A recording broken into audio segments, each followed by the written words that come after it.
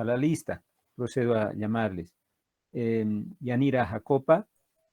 Buenas tardes, doctor. Presente. Buenas tardes. Agar Almanza.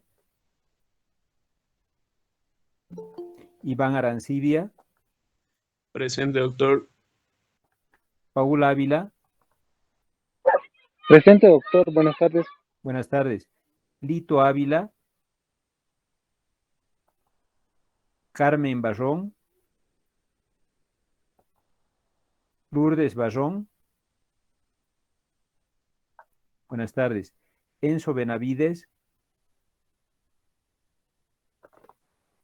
Nicole Berríos.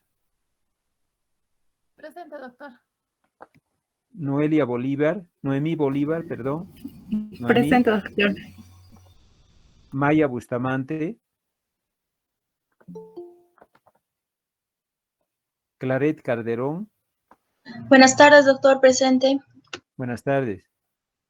Gabriela Chávez. Raquel Chuca. Presente, doctor.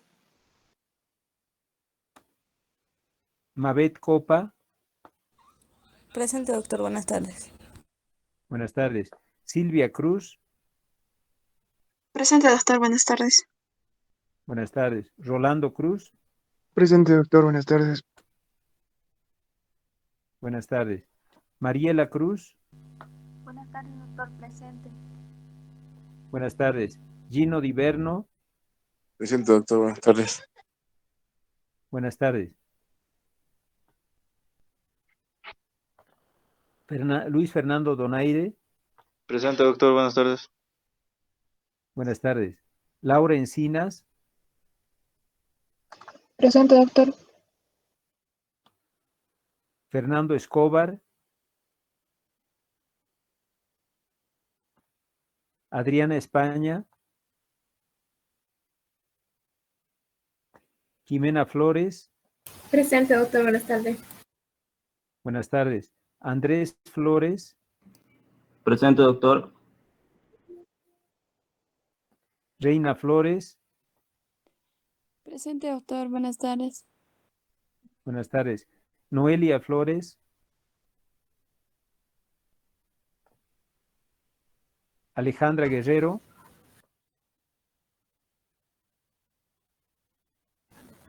Diana Hinojosa. Presente, doctor. Cristian Guaita.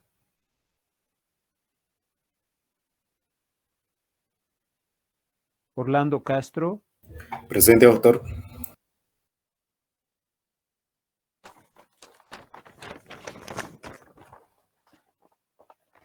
Eloy Jesús. Presente, doctor. Buenas tardes. Buenas tardes. Ivanet Yanqui. Presente, doctor. Gabriela Machaca. Presente, doctor. Beatriz Mogro. Presente, doctor. Soledad Mollo. Presente, doctor. Buenas tardes. Buenas tardes. Ever José Ortiz.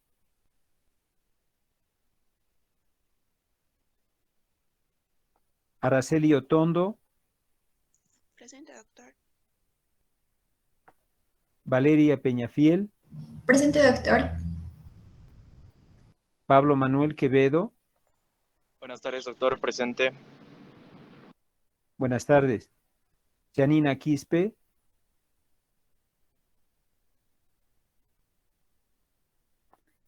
Giselle Rocha. Presente, doctor. Juan Manuel Saavedra. Presente, doctor. Buenas tardes. Buenas tardes. Alejandro Sainz. Estel Salgueiro. Presente, doctor. Buenas tardes. Buenas tardes. Laura Beatriz Salinas. Ariadna Samanés. Presente, doctor. Buenas tardes. Buenas tardes. Lourdes Sandoval. Presente, doctor. Fabián Sandoval. Presente, doctor.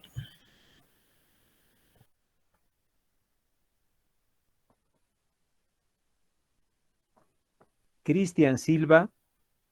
Presente, doctor. Buenas tardes. Buenas tardes. Adrián Sousa. Sol Mariana Tango. Presente, doctor. Buenas tardes. Buenas tardes. Lisbeth Tolava. Presente, doctor. Sergio David Vargas.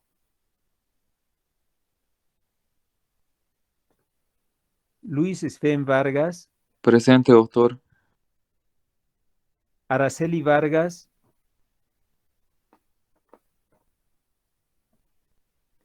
Luis Marcelo Vázquez. Ana Ruth Velázquez. Eunice Vélez. Presente, doctor. Buenas tardes. Buenas tardes. Romina Celaya. Presente, doctor. Jessica Yucra.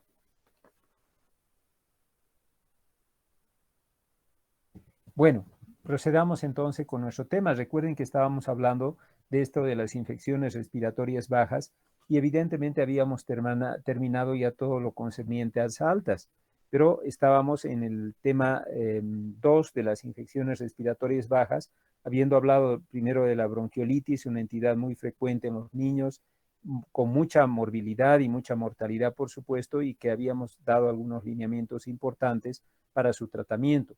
También habíamos avanzado ya el tema de neumonías, neumonía adquirida en la comunidad, y puntualizábamos la necesidad de que el médico, de acuerdo al nivel de donde se desarrollen sus competencias, pueda poder clasificar a los pacientes y tratar de acuerdo a donde esté. Por ejemplo, habíamos dicho que si el paciente se encontraba en un primer nivel de atención, pues clasificamos como sin neumonía, con neumonía y como neumonía grave. En un segundo o tercer nivel de atención, clasificábamos como neumonía, neumonía grave y neumonía muy grave. Y también hacíamos la clasificación de las normas nacionales de atención clínica en cuanto a la neumonía adquirida en la comunidad como neumonía típica, atípica e indeterminada. Típica, aquella que tenía 3 o más criterios de los que habíamos descrito; atípica, donde no había ningún criterio; indeterminada, cuando solo tenía 1 o 2 de los criterios, de los 5 criterios descritos. Y en ese sentido, pues hacíamos nuevamente nuestra clasificación. Y ahora, y el tratamiento respectivo, por supuesto. Ahora nos toca hablar sobre un tema muy importante, que es el asma infantil, ¿no? El asma, evidentemente, una entidad que se ha constituido en la primera causa de enfermedad crónica, no solo en los niños, sino también en los adultos.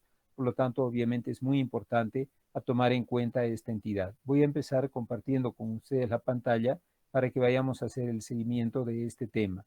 Aquí vemos entonces que vamos a hablar de 2 grupos de pacientes menores de 4 años, con cuadros muy parecidos, por supuesto, pero que tienen alguna diferenciación diagnóstica y por eso los he puesto como temas aparte. Y nos sirve para repasar también, cuando veamos del mayor de 4 años, también un poco repasar los aspectos ya tocados en el menor de 4 años. Recuerden que esta es una de las principales causas, no una, sino es la principal causa de enfermedad crónica en los niños y también en los adultos. Supera en la etapa pediátrica todas ellas, como por ejemplo la tuberculosis, que es una enfermedad crónica muy frecuente, pero es superada por el asma infantil. Se estima que a nivel mundial existen aproximadamente 18% de la población afectada por esta entidad, o sea, realmente la cantidad de enfermos de asma es realmente sorprendente, y desde luego hay países que reportan una prevalencia de hasta el 32% en la población general. Por lo tanto, realmente hay que tomarla muy en cuenta como parte de nuestros conocimientos en el manejo del niño y del adulto. Existe en el asma una correlación positiva directa en cuanto a su mortalidad con algunos elementos. Por ejemplo, aquel paciente que nos venga con el antecedente de que recibe muy constantemente beta-adrenérgicos, él tiene un serio riesgo en su vida de poder fallecer por un problema de una crisis asmática. Igualmente, dependiendo de la intensidad de las crisis, también se determina el pronóstico vital del paciente. Hay crisis realmente muy severas, que comprometen la vida del niño y por lo tanto hay que tomarla en cuenta como un criterio de de elevada tasa de mortalidad. Aquellos niños también que tienen tratamiento controlador y seguimiento del mismo inadecuado, vale decir, toman durante un tiempito, 2, 3 meses los medicamentos y lo dejan para que luego otra vez hay otra crisis y otra vez empiezan el tratamiento controlador, que es el tratamiento crónico, y obviamente eso va en contra de su pronóstico vital, ¿de acuerdo? Ahora ha aumentado cada día más la tasa. Uno diría, bueno, es que ha mejorado seguramente el diagnóstico, ¿no? Del asma, es cierto, pero también se ha visto que ha aumentado por otros factores. Y entre ellos parece raro, pero la comodidad en el hogar también ha implicado un aumento en el asma. Por eso es que se ve tanto en países en vías de desarrollo como también en países desarrollados. Y en ese sentido, a comodidad en el hogar se refiere, por ejemplo, que para que esté en un ambiente adecuado, en un lugar frío, se tiene la calefacción y se ha visto que la calefacción podría ser un factor desencadenante también de asma. También se ha observado que en aquellos lugares donde es un lugar muy caliente, se tiene el aire acondicionado, eso también ha generado un aumento en el asma infantil. El uso de las alfombras en los domicilios también ha sido un factor condicionante para el desarrollo de esta enfermedad. Es decir, las comodidades que hemos ido teniendo en el transcurso de la vida también parecen que están aumentando las incidencias de asma en nuestros pacientes. Evidentemente, otro aspecto importante es el tabaquismo en la familia, especialmente materno, por su cercanía con el niño, y se ha puntualizado mucho la relación de asma con el tabaquismo durante la gestación. Por lo tanto, hay que tener mucho cuidado y sobre todo indagar dentro de los antecedentes del niño asmático todos estos aspectos. La incidencia elevada de infecciones virales presentes muy frecuentemente en los primeros 2 años de vida también se han determinado como muy relacionadas con asma. La relación del virus sincitial respiratorio y el adenovirus con el asma es siempre muy permanentemente comentada y se ha demostrado que existe una relación directa entre estos dos agentes virales frecuentes en pediatría y el desarrollo posterior de asma. El uso de antibióticos demasiado abierto, o sea, muy abundante en el paciente, es importante. Yo veía en el fin de semana un paciente que me llamó el día sábado para que lo vea. Vi al pequeño, él venía por un cuadro infeccioso aparentemente viral. El día domingo nuevamente lo estuve viendo al pequeño porque el papá notaba que empezó a vomitar y decía no será bacteriano y quería el uso de algún antibiótico. Y hoy lo he vuelto a ver como tercer día consecutivo porque ha persistido con la sensación de tos, de catarro, de gripe. Y él me decía, doctor, ya son 3 días y por favor ya un antibiótico porque ya estoy desesperado. Y realmente pues no amerita el uso de un antibiótico, ¿no? Porque no hay vía criterio más que pensar tanto por edad como por clínica que es un cuadro viral. Y sin embargo, claro, el papá insiste mucho y seguramente, obviamente no le hemos dado antibiótico porque no cumple criterios, pero en algún momento probablemente diga, no, aquí me voy a otro lugar y le van a dar igual un antibiótico y mejor lo hago pronto. Y probablemente resulte que ya esté con antibiótico hasta este momento. Por lo tanto, es algo que preocupa y va aumentando, por supuesto, la incidencia de los cuadros asmáticos en los niños. El uso, además de la vitamina D, muy deficiente en nuestro medio y de ahí que se preconiza su uso, ha sido un factor favorecedor para evitar los problemas asmáticos, ¿no? La vitamina D ha demostrado ser muy útil para evitar esta incidencia. Y desde luego, el género tiene particularidad. ¿Ustedes dirían en quién es más frecuente el asma, en los varones o en los niños? O en las niñas, perdón. ¿En los niños o en las niñas? En los niños, En doctor. los niños. En los niños. Ya fíjense que realmente en los primeros años de vida hasta la adolescencia es mucho más prevalente en los varones, pero la relación se invierte completamente en la etapa de la adolescencia, la juventud y la vida adulta. O sea, actualmente existen en la vida adulta, en la juventud y en la adolescencia mucha más preponderancia de niñas que de niños. O sea que si bien es cierto que es más frecuente hasta la adolescencia en varones, es mucho más frecuente en mujeres a partir de la adolescencia. O sea, relación que se invierte dramáticamente en estos rangos de edad. O sea que según el género, evidentemente hay que hablar de la época del año, porque lo más frecuente en jóvenes es que esté más frecuentemente encontrada en mujeres que en varones. Como ven, va cambiando la característica. Se han implicado muchas causas para esto y hemos dicho que los factores ambientales han favorecido el desarrollo del asma pero también se ha encontrado que existen predisposiciones genéticas. No es raro encontrar un niño asmático y cuando preguntamos a los papás si los papás también son asmáticos, resulta que sí, que uno de ellos o los dos tienen problemas de asma también. O sea que realmente se ha implicado muchos genes, ahí les he traído solamente algunos, que tienen que ver con el asma, que son genes predisponentes para el desarrollo de asma infantil. Por eso el dicho de padres asmáticos, niño probablemente sea asmático. También se ha determinado que el medio ambiente puede actuar sobre los genes, sobre algunos genes, para que se desarrolle el cambio físico que va a generar, por supuesto, el asma infantil, cambios físicos y conductuales que van a favorecer el desarrollo de crisis asmáticas. ¿De acuerdo? Se vale decir lo que llamamos el fenotipo, que es la modificación en la expresión genética en la vida infantil, en la etapa infantil, adolescencia y adulta, tiene que ver también de esta expresión distinta de los genes en base a influencias medioambientales.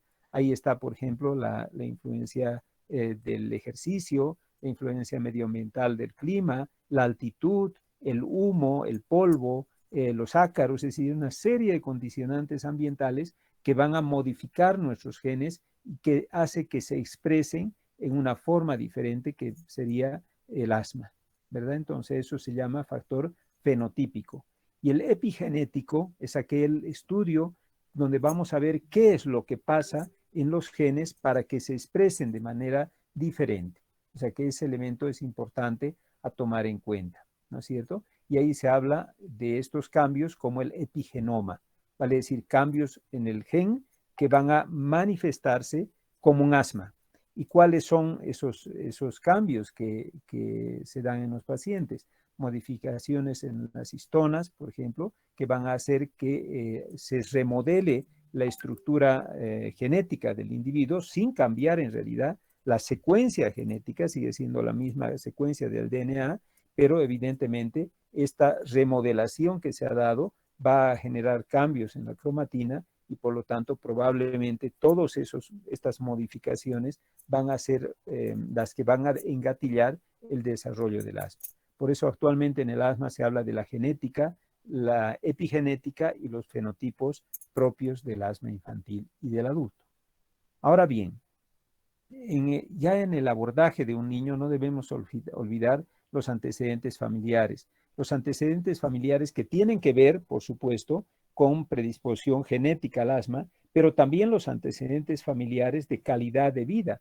Recordemos que en ciertas etapas, ¿no es cierto?, actitudes de la madre pueden cambiar también en lo epigenético la característica del gen que está transmitiendo a su niño en la concepción. Por lo tanto, será muy importante también reconocer esos factores. Por ejemplo, preguntaremos en el embarazo, para ser puntuales, señora, ¿y usted durante el embarazo o antes del embarazo fumaba?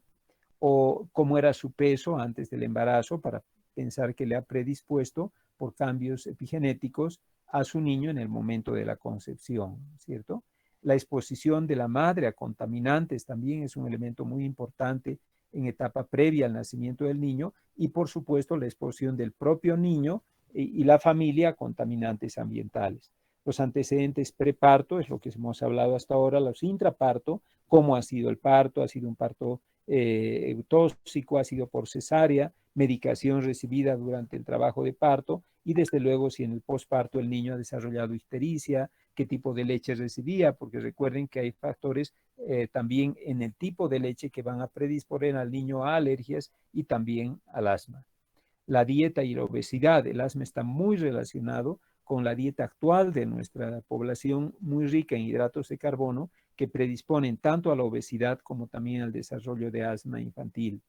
Los virus, ya les había hablado sobre el rinovirus, el adenovirus y el virus sincitial respiratorio, como los más cercanos, familiares, digamos así, del desarrollo de asma. O sea, niños que han pasado una bronquiolitis por virus sincitial respiratorio, pues tienen predisposición a tener asma en su vida joven, infantil o adulta. La hipótesis del ambiente y la higiene también son muy importantes puesto que se ha visto que hay ambientes muy propicios para que el niño desarrolle asma. Por ejemplo, se ha encontrado una incidencia más alta en asma en lugares muy fríos, ¿no es cierto? Y la higiene del hogar, donde se ha encontrado mucho asma en lugares donde hay mucho hacinamiento, por ejemplo, también tiene relación con ese aspecto. Y el género también, por lo que les decía anteriormente, más frecuente en los niños en la etapa infantil y en la adolescencia y adulta en la etapa más frecuente en las niñas. Vayamos, ya tenemos un esbozo de lo que es el asma. El asma es una entidad que se relaciona mucho con aspectos genéticos, epigenéticos y fenotípicos, ¿no es cierto?, que van a manifestarse de una y otra manera en el pequeño. Pero ¿qué hacemos en la evaluación inicial? Obviamente, cuando vemos a un paciente, y les recalco permanentemente en la práctica, lo primero a hacer es, por supuesto, invitarlo a pasar, preguntarle el motivo de consulta, pero hacer inmediatamente una evaluación del triángulo de evaluación inicial.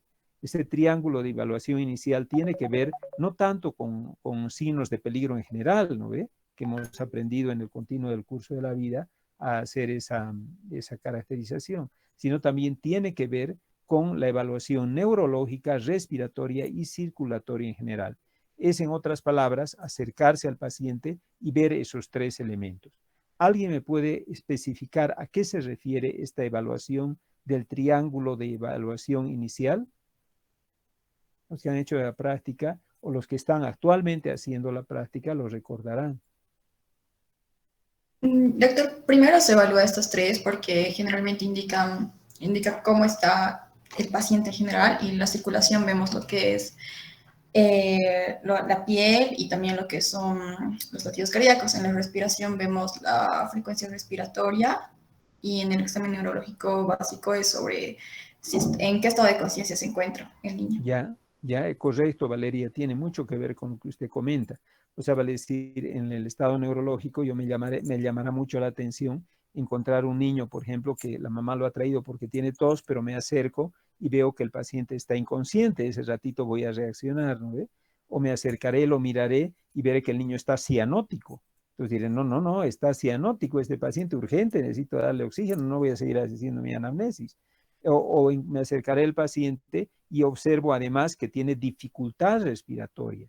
O sea, respira con dificultad. Entonces diré, no, este niño está muy mal, está respirando mal. Entonces son signos muy visibles, muy claros, muy rápidos, que permite al médico tomar decisiones inmediatas de conducta y tratamiento al paciente. Por eso el triángulo de evaluación inicial es fundamental. De esa manera ustedes van a poder darse cuenta. Yo les decía en la práctica, no he podido hacer práctica con todos, pero yo les decía a los compañeros en la práctica que cuando ustedes estén haciendo su práctica en el hospital, inclusive mientras van viendo el doctor a algunos pacientes, ustedes le dirán, doctor, voy a ir en la sala de espera a ver si no hay alguna emergencia muy grave. Todas son emergencias, ¿no es cierto? Pero alguno puede estar muy mal y requiere una atención inmediata. Entonces ustedes irán viendo cómo esta señora, veré su bebé, bien, está muy bien señora, veré su otro bebé y lo ven con dificultad respiratoria. No, señora, este niño está delicado. O ve otro que está cianótico, otro que está letárgico, diré, ucha, no están mal estos niños, estos los tengo que ver primero. Entonces a eso se refiere este triángulo de evaluación inicial muy importante en el niño asmático también. En él se altera tanto lo neurológico, lo respiratorio como lo circulatorio. Un niño con una crisis aguda de asma puede estar ya letárgico, puede estar con gran dificultad respiratoria y por supuesto también cianótico. O sea que es una de las entidades que más utiliza el triángulo de evaluación inicial. Luego de haber visto y ver que el niño no está crítico, pues obviamente valoraré algunos aspectos. Primero, la enfermedad actual, en este caso viene por tos, entonces trataré de identificar con claridad cuál es la característica de esta tos. Recordemos que en el asma la tos es generalmente seca, esa es su característica habitual, salvo que esté cursando con una coinfección viral donde realmente se hace productiva, pero habitualmente es seca. ¿Y tiene algún horario en particular? Sí, generalmente es cuando el niño se acuesta en la noche y en la madrugada. O sea, empieza a recostarse, se desviste para acostarse en la noche y empieza a toser. Está a medianoche y empieza toda la noche a toser. Y cuando se despierta también vuelve a toser. O sea, es una tos que tiene esa característica de presentación. Las manifestaciones clínicas también tienen que ver con otros signos que se asocian en el paciente con asma, como es, por ejemplo, la dificultad para respirar. El niño siente una sed de aire, así nos lo relatan, ¿no es cierto? O sea, le decía como que quiere de rato en rato respirar fuerte, hondo, para meter aire a sus pulmoncitos, porque obviamente le cuesta meter el aire y sacarlo también. Entonces, obviamente hace una sensación de bocanadas constantes que obviamente le llaman la atención a la mamá, o presenta signos de dificultad respiratoria que a la madre igualmente le han llamado la atención. La presencia de ruidos al respirar también nos sugiere la posibilidad del asma. Y recuerde que esos ruidos no solo se refieren a las sibilancias, que en la mayor parte de los niños se escuchan a simple oído. Es más, la mamá los escucha y nos dice, doctor, está su pechito como silbando de mi hijito, así le noto. Entonces ha parecido como un ruido de silbido. No sé qué es eso. Entonces, claro, ya nos da la voz de alarma de que estamos ante un cuadro asmático. O en su defecto, también los roncos, como ronquidos que hace el niño, son también propios de un niño con espasmo bronquial. No solo eso, también los crépitos, que los hemos conocido como signos de afectación alveolar, pueden estar presentes, sobre todo cuando está cursando con coinfecciones virales. La sensación de dolor o opresión de tórax es muy llamativa. Es más, figura dentro de casi todos los diagnósticos clínicos de asma. El paciente, tanto en niños como en adultos. El niño o el adulto nos dice, me duele el pecho, respiro y me duele el pecho. Y uno diría, bueno, será una puntada de costado, pero no, es la sensación de falta de aire, de opresión, como si le estuvieran apretando su pecho, y el paciente se queja de ese signo. Y desde luego, en los niños, la frecuencia con antecedentes previos de resfrío común. Por lo tanto, estas son manifestaciones clínicas comunes que tienen que ver con el diagnóstico de asma. Pero obviamente yo no puedo hacer solamente por el hecho de tener tos y ver que esto sea repetitivo, ¿no es cierto? No voy a pensar que es un asma, puede ser otra entidad. Por lo tanto, estos son uno de los elementos, los clínicos, los que apoyan mucho el diagnóstico de asma. Muy bien. Evidentemente, ya hemos dicho que vamos a hacer, viendo este paciente, ¿no es cierto? Si nos da tiempo, si vemos que no está crítico, hacer una anamnesis más clara para ver los antecedentes familiares, los antecedentes personales de alergia y de otras características, cómo se han iniciado los síntomas, cuándo se iniciaron, con qué frecuencia le dan estos síntomas de tos y cuál es la gravedad de estos síntomas.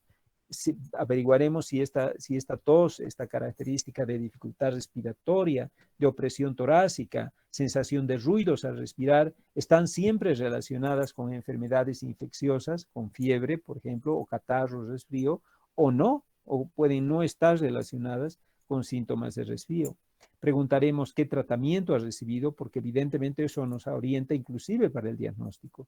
Si la mamá nos dice, le dieron un montón, doctor, hasta que le empezaron a dar este spray y vemos que es salbutamol y recién ahí mejoró, diré, pucha, sí, es un niño probablemente asmático porque está con tratamiento broncodilatador y hay buena respuesta al uso de broncodilatadores. La exposición ambiental al humo, por ejemplo, es muy importante y desde luego tratar de ver si es que aparenta haber una sensibilización a aeroalergenos. Por ejemplo, el niño nos dice, doctor, van al campo y es un horror, empieza a toser y estornudar y estornudar. O nos dirá, doctor, mire, voy a la casa de los abuelos que es muy húmeda y he visto que tiene hasta moho en las paredes. El niño entra a los cuartos y empieza a toser y se quiere ahogar. Ya sé que hay una sensibilización de mi paciente a los aeroalergenos, ¿verdad?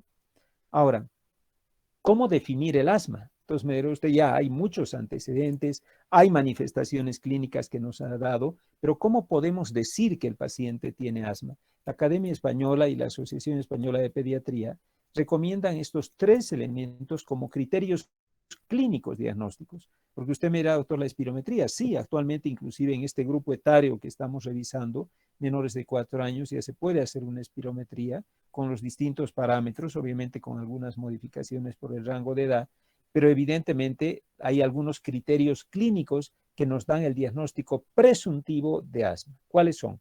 Síntomas obstructivos bronquiales, vale decir, sibilancias, dificultad respiratoria, ruidos al respirar, que les decía, que son agudos, empiezan y se terminan, y son recurrentes.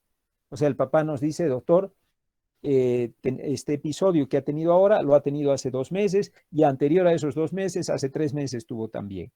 Entonces, son agudos y son recurrentes. Y además son fluctuantes. Le preguntaré, entre estos periodos, señor, ¿él queda bien, queda tranquilo? Sí, doctor, le dan tratamiento y está como nuevo. Se queda sin nada, sin tomar nada y sanito. Pero yo sé que va a volver como ahora que otra vez se ha puesto obstruido, ¿no es cierto? Y evidentemente siempre tratar de ver si fueron presenciados por un médico para tener la certeza de que realmente se trataban de cuadros obstructivos bronquiales. ¿Cómo lo sabremos? Si el paciente fue al médico, pero ¿cómo saber si percibe esto? El medicamento que recibió. O sea, si veo que eran broncodilatadores, pues sabré que el médico certificó que había un cuadro bronquial obstructivo. Evidentemente, otro criterio, porque no es solo un criterio, tiene que tener los 3 criterios para hablar de asma. Este primero que hemos dicho lo tiene que tener y tiene que tener el de abajo más. Estos síntomas varían marcadamente en forma espontánea o con el uso de broncodilatadores. Entonces yo le preguntaré, señora, usted me dice que ha tenido 2 episodios previos. Cuando iba al doctor, ¿le daba medicamentos? Sí, doctor, le nebulizaba con salbutamol. ¿Y cómo iba? Maravilloso, doctor. Se le quitaba, totalmente se le perdía. Pero a la semana, doctor, otra vez estaba igual. O sea, ya sabemos que se le perdía con el tratamiento controlador del asma, con el salbutamol, pero lamentablemente retornaba nuevamente. Y el tercer criterio que debe cumplir es que he tratado de ver diagnósticos diferenciales y no justifica los síntomas con diagnósticos diferenciales. Por ejemplo, es un niño que puede ser que tenga ya 2 o 3 episodios de sibilancias, pero todos están relacionados con síntomas de resfrío. O sea, el paciente se pone mal porque se resfría. Entonces, probablemente, y es pequeño, es un niño lactante, y yo diré entonces, probablemente el pequeño esté con un problema de bronquiolitis. Ivanet levantó la mano. Dígame. ¿Ivanet? No, Allá, se apretó alguna tecla, no se preocupe. ¿Alguien tiene alguna duda? Doctor, ¿Nadie? disculpe. Dígame, En caso de que, por dígame, Valeria. ejemplo, el paciente se presente igual con una rinitis alérgica y veamos los antecedentes y solamente se presenta, obviamente, por cierto tipo de alergenos, pero el paciente tiene sibilancias y no sabemos si, por decir, está con otra enfermedad más. Entonces, ¿cómo haríamos nuestro diagnóstico diferencial? Muy bien, perfecto. Entonces usted diría, a ver, ya, este paciente viene a la consulta con una rinitis alérgica, es muy evidente, porque está con la nariz roja, estornuda, le pica un montón su nariz, sus ojos rojos, se hurga, pero le oigo sibilancias. ¿Cómo justifico en la rinitis alérgica la presencia de sibilancias? Entonces usted dirá, a ver, ¿la rinitis da sibilancias? No, no da. Entonces, claro, tiene rinitis, pero en sus episodios que ha tenido riníticos, le preguntaré otra vez a la mamá, ¿y tenía también tos, señora? ¿Otra vez así estos ruidos al respirar? Sí, doctor. Le da su catarro, mira, le pica un montón y todo el tiempo se pone a toser y hace estos silbidos constantes. Entonces, ¿qué quiere decir? Usted no puede justificar la sibilancia con la rinitis, porque no tiene sibilancia la rinitis. La rinitis lo que le da son síntomas obstructivos de vías aéreas superiores, no de inferiores. O sea que no justifica. Usted ya ahí tiene un diagnóstico clínico para asma. Pero tiene que tener los otros criterios más. O sea, vale decir que el médico haya notado que sí era sibilante. Le dirá, pero ¿está segura, señora, que tenía silbido? Sí, me daba siempre este doctor. Y me muestra su salbutamol. Y mejoraba, señora, con el salbutamol. Muy bien, doctor, le va muy bien. Solo que venir con usted porque sigue repitiendo, es todo el tiempo. No sé que voy a darle esto toda la vida. Entonces tiene los criterios. Revierte con el salbutamol. Ha sido certificado la obstrucción con el médico y no puedo justificar por su rinitis las sibilancias que presenta. ¿Lo entiende, Valeria? Sí, doctor. Ahora sí, muchas gracias. De nada. Entonces, esa es la característica que permite, según la Academia Española de Pediatría, definir el criterio diagnóstico. Aquí tenemos la clasificación de GINA dentro del punto de vista clínico, es la Liga Internacional sobre el Asma Infantil. Es una liga europea en realidad, pero que reúne muchos países que apoyan la prevención y el tratamiento del asma en forma global, o sea, un solo tratamiento a nivel mundial que ha logrado China 2021, que es la última actualización, si bien solo ha hecho cambios en algunas características de nuevos tratamientos, pues básicamente mantiene los criterios de GINA 2019-2020 sobre el manejo global del asma, que es seguido además por nuestro país. Fíjense que para GINA 2019-2021, los elementos para el diagnóstico de este grupo etario, estamos hablando de menores de 4 años, es patrón de síntomas de vía aérea baja recurrentes, o sea, tiene episodios sibilantes persistentes, antecedentes familiares de atopía o personales de atopía y respuesta positiva al tratamiento broncodilatador. Y cuando deja de tomar un tiempo, otra vez vuelve. Entonces, para GINA, estos son los criterios. Prácticamente los mismos. Habla de sintomatología sibilante recurrente, ¿no es cierto? Síntomas obstructivos recurrentes. Habla de buena respuesta al tratamiento broncodilatador y agrega el aspecto importante de los antecedentes familiares y personales de atopía. Y desde luego, este es otro criterio para estos niños pequeños. También lo describe GINA como criterios mayores y criterios menores para el diagnóstico presuntivo del asma. ¿A qué se refiere cuando habla de criterios mayores? Digamos, es un niño que viene a la consulta con síntomas recurrentes, repetitivos, 3 o más episodios de sibilancias. Este niño de 3 añitos nos dice la mamá de que ha tenido 4 episodios sibilantes hasta ahora. Le hacemos la anamnesis, le preguntamos si hay algún antecedente familiar de asma y nos dice, doctor, mi esposo y yo somos asmáticos. Ah, vaya, o sea, tiene un criterio mayor, pero necesito, además del criterio mayor, por lo menos 2 criterios menores.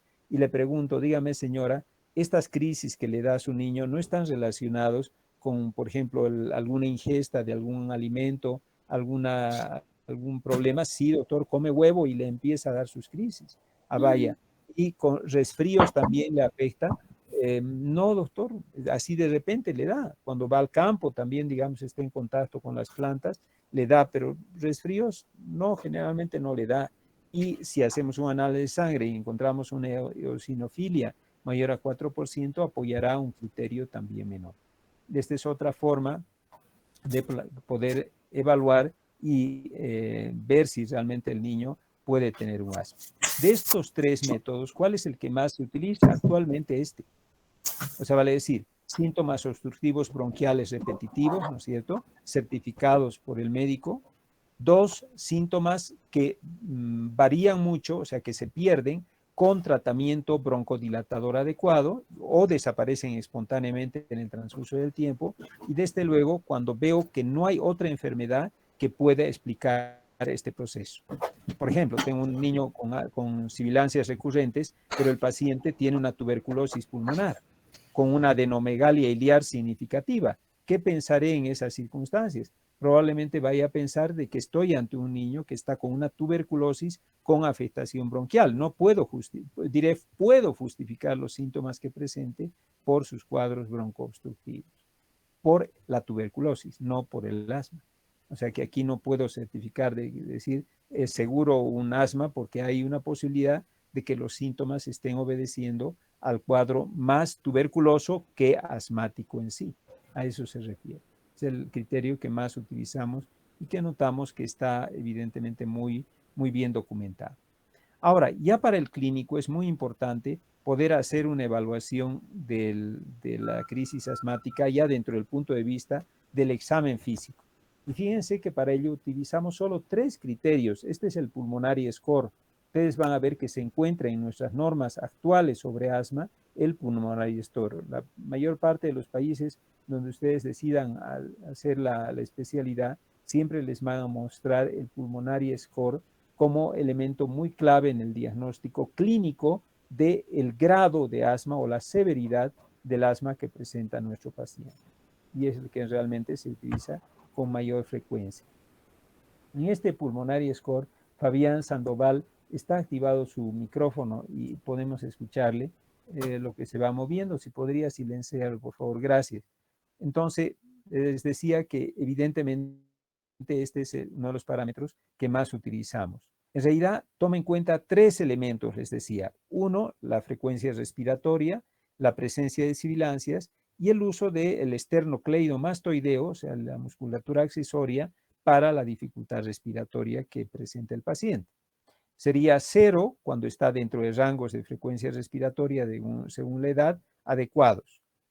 0 también, ponemos 0 también cuando no tiene sibilancias o cuando no tiene signos de dificultad respiratoria traducido en la actividad del esternocleidomastoideo. Entonces diremos, bueno, este niño no tiene nada, tiene 0 de puntaje, está muy bien. 1 cuando la frecuencia respiratoria ha ascendido un poco más allá de su rango de edad. La sibilancia solo es audible al final de la expiración y desde luego empieza a tener un poquito de dificultad respiratoria con un leve aumento de la actividad del esternocleidomastoideo. 2 puntos cuando la frecuencia respiratoria es mucho más alta. 2 puntos cuando se trata de sibilancias en todo el episodio de la expiración. O sea, desde que empieza a expirar hasta que termina de expirar, el niño tiene sibilancia. Y desde luego, la actividad del esternocleidomastoideo, que es el signo de dificultad respiratoria, está aumentada. Y 3 puntos cuando es más alta todavía la frecuencia respiratoria y, por supuesto, cuando el niño tiene sibilancias no solo inspiratorias, sino también tiene expiratorias. Y desde luego, la actividad del esternocleidomastoideo está muy, muy aumentada. Con este puntaje, pues diremos probablemente este niño tiene mucha dificultad para respirar. Y clasifico de la siguiente manera. Diré que mi paciente está con un asma leve, si está entre 0 a 3, moderada de 5 a 6 y grave de 7 a 9. Leve de 0 a 3 puntos, moderada de 4 a 6 y grave de 7 a 9. Sin embargo, si tiene saturaciones muy bajas por debajo de 90, siempre es grave. Te mira, doctor, a ver, tiene una puntuación de pulmonary score de 3, pero tiene una saturación de 80%. ¿Cómo lo considero? Grave. Grave. Independientemente de su intensidad de obstrucción o de dificultad respiratoria, yo diré que tiene grave, tiene una clasificación de gravedad porque está saturando menos del 90%. ¿De acuerdo? Doctor. Son elementos importantes. Dígame, Valeria. Este score igual sirve por decir si el niño se encuentra, por decir, en La Paz o en Santa Cruz, o sea, me refiero por la saturación de oxígeno. Sí, en realidad este score ha sido evaluado para todos los países, en todo lugar. Sin embargo, se puntualiza, recuerden ustedes cuando veíamos el tema de neumonía, que en ciudades como Sucre, para nosotros igual 90, por debajo de 90 ya es un signo de hipoxemia, pero en La Paz no utilizan 90, en lugares muy altos, como los estudios hechos en La Paz, no es este el valor, es 85. O sea, cuando ustedes hagan la especialidad allá, por ejemplo, en La Paz, o trabajen en La Paz, les va a decir, no, nosotros no usamos en el score de oxigenación, de oximetría, el valor de 90, menos de 90, usamos menos de 85. Entonces, ahí tiene usted que adecuarse al lugar donde está yendo. Sí hay variaciones, Valeria, les mostraba en el trabajo anterior de que sí existen variaciones en el nivel de altitud de oxigenación y les he traído justamente en la anterior clase el trabajo que avala esa, es una gran cantidad de pacientes hechos en el alto de la ciudad de La Paz, donde se demuestra que la saturación en los niños sanos no es más de 90, es más de 85. ¿Alguna duda más? Gracias, doctor. De nada. Aquí tenemos el siguiente paciente, se llama Julián. Él tiene 7 años de edad, está con un peso de 32 kilos y una talla de 1,20, 120 centímetros. Consulta por presentar tos persistente de un mes de duración, es decir, ya está tosiendo bastante tiempo. El predominio es vespertino, o sea, el niño se despierta y empieza a toser. A veces es productiva y está acompañado de mucha epífora, nos dice la mamá, picor nasal y ocular. O sea, tiene tos, le pica el ojo, le pica la nariz y la tos es en la mañanita. Luego de jugar con el gato, la mamá nos dice que ha empeorado hoy día. Hoy estuvo jugando con el gatito y empeoró terriblemente. Ha estado con agitación, le daba la sensación este niño de que se estaba ahogando, le decía, mamá, me falta el aire, mamá, me falta el aire, le decía la mamá. Y desde luego por eso la mamá le ha traído volando. Le preguntaba sobre antecedentes asmáticos, ambos padres son asmáticos. El niño manifiesta ya alergia conocida al huevo. Nos ha dicho la mamá que cuando consume huevo y yema clara, le empiezan a aparecer ronchas en todo el cuerpo y también los frutos secos le dan este tipo de alergia.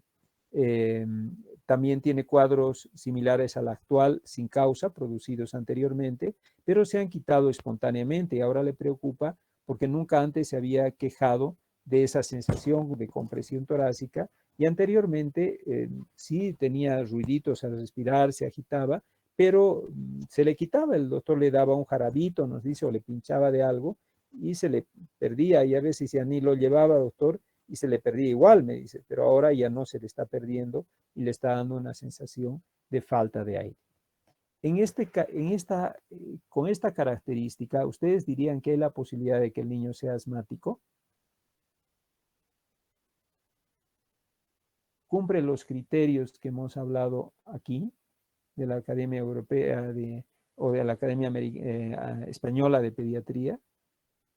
¿Creen que cumple criterios? A ver, Fabián, si podría contestarme.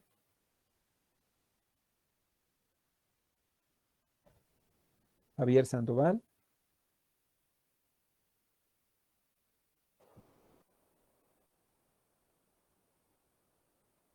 A ver, Pablo Manuel Quevedo. Pablo Manuel. Sí, doctor. ¿Qué dice? ¿Cumple criterios este paciente para hablar de que puede ser un asma, para el diagnóstico presuntivo de asma? Lo estoy acabando de leer, doctor. Ya, sí, mire, está muy facilito. Yo se los acababa de leer. Doctor, Dígame, Valeria. bueno, pese a que presenta lo que son algún tipo de, como la tos, algunos antecedentes igual alergénicos y las sibilancias, pero no he encontrado lo que uno sí tiene resolución espontánea, entonces no hay resolución con salbutamol o broncodilatadores. Pero tiene resolución espontánea. Si usted se fija, el esquema le dice que también si tiene respiración de manera espontánea, si se resuelve, puede ser también un asma. O sea, estos síntomas varían marcadamente de manera espontánea o con un tratamiento broncodilatador.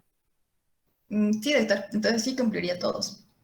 Sí, yo diría que cumple los criterios. O sea, la sospecha clínica de un asma se da, ¿no es cierto? Son episodios repetitivos, están asociados a sensibilización del paciente con varios elementos y además están certificados. El médico le daba medicación seguramente broncodilatadora y mejoraba. Y además tiene los síntomas que se perdían en forma espontánea. Por lo tanto, evidentemente podemos pensar que sí, que el niño tiene todos los criterios para tratarse de un niño asmático. Ahora bien, en este devenir de la posibilidad de asma, necesitamos saber el grado de severidad que tiene. Y en ese contexto, ¿cómo lo clasificarían en su pulmonary score? ¿Cuál sería su clasificación? A ver, Ivanet Yankee está, ¿verdad? Porque en realidad me ha contestado, supongo que está. Sí, doctor. Aquí está Ivanet, gracias por contestar, porque ya les llamo hasta con miedo, porque o están muy distraídos y no sé qué pasa. A ver, dígame, Ivanet, ¿cuál sería su valor en el pulmonary score? Sería grave porque cumple con lo que va a ser la saturación, también con la disminución de la frecuencia respiratoria y también con la actividad del esternocleidomastoideo en la inspiración y en la expiración. Ya, de acuerdo, mire, tiene una frecuencia de 38 por minuto. Recordemos, según nuestro esquema, estaría con 38 aquí por el rango de edad, ¿verdad? Entonces estaría con 2 puntos, ¿verdad? 2 puntos hasta ahora. Ya ponemos 2. Las sibilancias son inspiratorias y expiratorias. Por lo tanto, ahí le voy a poner 3 puntos, ¿verdad? Ya tiene 3 puntos. En total, sumando 3 puntos de aquí y 2 puntos de aquí, serían 5 puntos. Y la actividad del esternocleidomastoideo, que lo vamos a ver enseguida, pues está, aquí está. La actividad aumentada, dice, del esternocleidomastoideo. O sea que aumentada sería 2 puntos. Por lo tanto, tendríamos 7 puntos. ¿Y 7 puntos qué significa? Significa un asma grave. O sea, vale decir un puntaje de gravedad. O sea, podemos decir con claridad que nuestro paciente está grave. Usted mira, doctor, aunque no tenga 7 puntos, como le había dicho, tiene gravedad por su saturación, está en 83%. Sí, está muy grave el paciente. O sea, vale decir, según la puntuación de Pulmonary Score, perfectamente relacionada con tan baja saturación que tiene Julián. Por lo tanto, diremos hasta este momento que tiene un asma grave. O sea, está en el niño en una crisis asmática grave. Esa es la característica. ¿Y cuál será nuestro manejo? ¿Qué le pondríamos aquí? Manejo inicial. 1, ¿qué le pondríamos? A ver, ¿qué haría Pablo Manuel? Le vuelvo a preguntar. Ahora ya está más atento Pablo. ¿Podríamos empezar a darle salbutamol, doctor? Ya. O sea, el salbutamol puede revertir desde luego el proceso, pero lo primero que haría Pablo Manuel, ¿qué sería? Darle, yo sé que en prácticas hemos dicho que vamos a dar salbutamol, pero un niño que esté tan hipóxico, ¿le va a dar primero salbutamol? No, en ese caso lo más conveniente sería darle oxigenación. Claro, es la primera medida, Pablo Manuel. No se olviden que cualquier patología, independientemente de su característica, primero es tratar de establecer el ABCD de la atención del niño, ¿no? Y en este caso lo que quiero hacer es primero oxigenarlo. Él necesita tener una saturación de oxígeno mucho más alta. Por lo tanto, el oxígeno es importantísimo. A este paciente lo primero que voy a hacer es oxigenarlo. Probablemente después sí, Pablo Manuel, de acuerdo con usted, tengamos que dar salbutamol, pero por ahora lo primero será oxigenar. Bien, vamos a quedar ahí en la clase porque se nos acabó el tiempo. Yo les agradezco su atención hoy día y también quería desearles por el día de mañana un día muy feliz. Sé que van a tener el día libre también. En la práctica y en la teoría van a estar libres. Pedirles que siempre le pongan mucho empeño en esta etapa formativa de ustedes como estudiantes para ser excelentes profesionales. Tienen que sacrificarse, tienen que esforzarse.